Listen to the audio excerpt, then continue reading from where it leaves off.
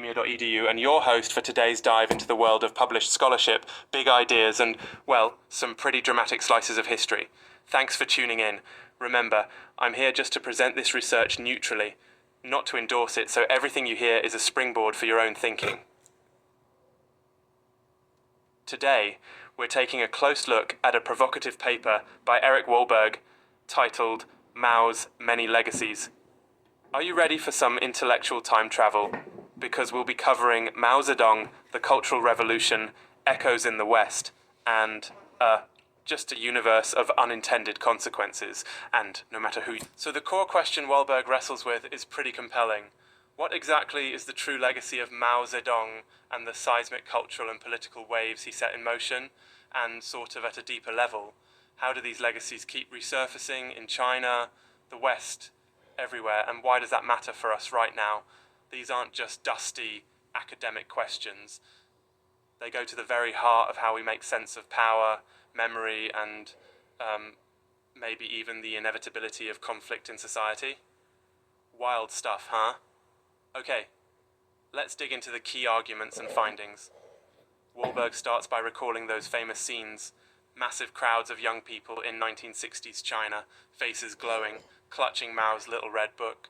At first glance, this might look like pure unity, a generation inspired, but Wahlberg, referencing Jung Chang's memoir Wild Swans, paints a much more complicated, often darker portrait.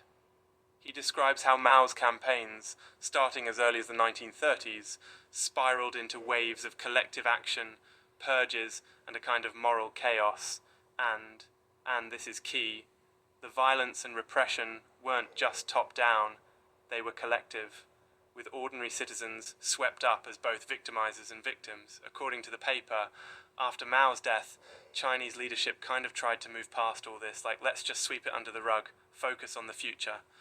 But nostalgia for Maoism came back in the 1990s, fueled partly by those who were young during the Cultural Revolution, now in power. Here's something that really struck me. Instead of clear moral lines, Wahlberg says the guilt and trauma blended into a collective wound, never really resolved. Now, here's where things get especially interesting, and maybe a little controversial. Wahlberg claims these Maoist ideas like perpetual conflict, the necessity of enemies, the weaponization of ordinary people for ideological struggles, didn't just fade.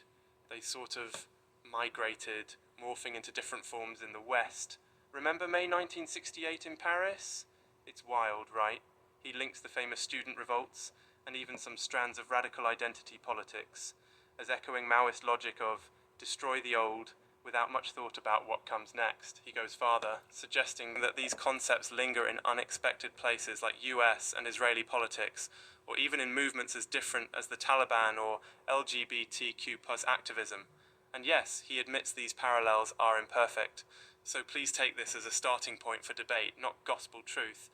Okay, maybe you're thinking, Richard, this is all fascinating, but honestly, what does it mean for me? Why should a listener in 2024 care about Mao or these intellectual currents? Well, Wahlberg's big caution is that ideas, especially ideas about conflict, don't stay put.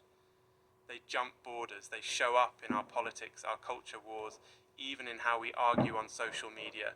Every time a society organizes itself by dividing people into enemies, every time energy is spent purging instead of building, that's maybe a little bit of Mao's legacy, for better or worse. That's something I think worth keeping in mind, whether you're an activist or just someone curious about history repeating itself. Maybe with new hashtags. And, side note, have you ever wondered what would happen if pop music from 1960s France met, I don't know, the Red Guard? Not that anyone asked, but just imagine the dance moves. Okay, sorry, moving on. Wahlberg isn't trying to say Maoism equals Marxism, or that one person's utopia is another's dystopia. It's, trickier than that.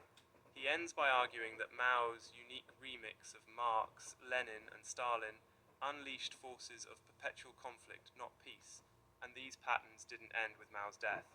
In fact, the current capitalist, war-prone global order, well, in his view, it owes more to Mao's contradictions than to any textbook socialism or world revolution.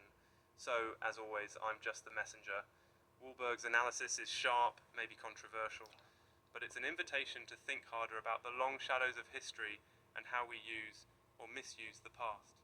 Remember, academic research isn't fixed truth. It's fuel for conversation, for challenge, for maybe a little respectful argument at your next dinner table. Thanks for being here with me today. This is In-Depth with Academia.